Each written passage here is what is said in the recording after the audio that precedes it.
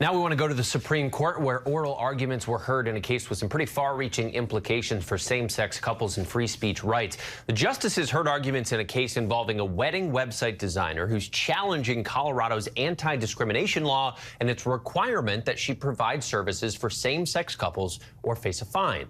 The designer is a Christian. She says the state's public accommodations law forces her as an artist to create messages that violate her beliefs.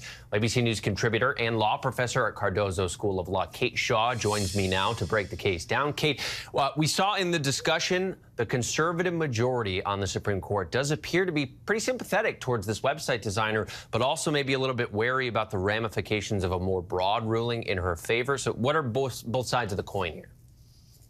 That's right, Trevor. So I think we saw on display yesterday this newly emboldened conservative supermajority on the court. Of course, last term we saw the court overturn Roe versus Wade, supercharge gun rights, hobble, climate regulation. And I think that the court this term is likely on a similar path, likely to issue big, bold rulings, even potentially that really change the law. So I did see a great deal of sympathy for this plaintiff who objects to complying with the non-discrimination law in Colorado. It's similar to a non-discrimination law in many other states.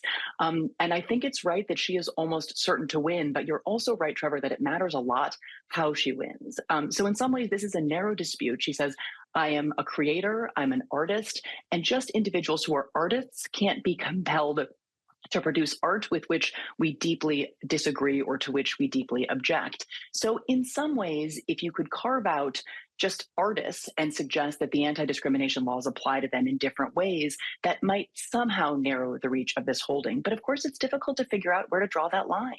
If you can object to drawing a wedding website, why can't a caterer object to participating in a same-sex wedding, or a tailor or dress designer, or a florist, or a photographer? There are a lot of people who provide goods and services that have some artistic dimension. And if all of those individuals can object to providing services to particular classes of individuals, well, our civil rights laws will have had an enormous bite taken out of them. And it's also hard to figure out why the line would be limited to objecting to, say, a same-sex wedding. Individuals could articulate objections to interracial marriages, or as Sonia Sotomayor raised, potentially object to providing services to individuals with disabilities seeking to marry. And, so at a certain point, depending on where the court draws the line, these long-standing principles of non-discrimination in the provision of public goods and services, I think, could be under real threat. I think there's a lot of people that understandably see a lot of the parallels between this case and the case from 2018 with the bakery owner who didn't want to make cakes for gay weddings or same-sex couples' weddings. What are the differences between these two cases?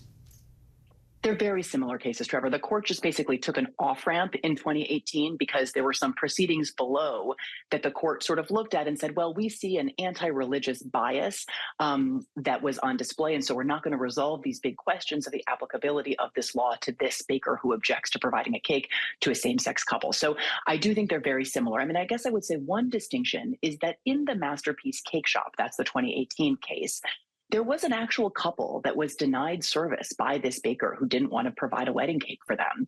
This case is in some ways far more speculative because this website designer, Lori Smith, actually hasn't been asked to design any wedding websites, in particular, any same-sex wedding websites. So in some ways, you saw in the arguments yesterday, the justice is really struggling to kind of manufacture hypotheticals to figure out how any rule would apply in this case, or a case, say, at a mall with a photographer who didn't want to, say, take pictures of non-white families. So that was a long line of kind of hypotheticals because, as Justice Ketanji Brown Jackson sort of offered, if this website designer can object, why can't a photographer at a mall or a Santa at a mall, if that's going to produce photographs, object to providing services on an equal basis? So in some ways, I think all these hypotheticals illustrated how speculative this case was, which in some ways is a reason the court should never have decided to take the case up at all. But of course, they did. And I think there's every indication that, notwithstanding how sort of speculative and arguably premature the dispute is, the court is likely to decide it and is likely to very strongly side with the web designer, Lori Smith. And it's just a question of whether and how it tries to draw lines that don't completely throw into question the applicability of all of our, civil rights laws, public accommodations laws. All right, Kate Shaw for us. Kate, thank you. Always good to talk to you.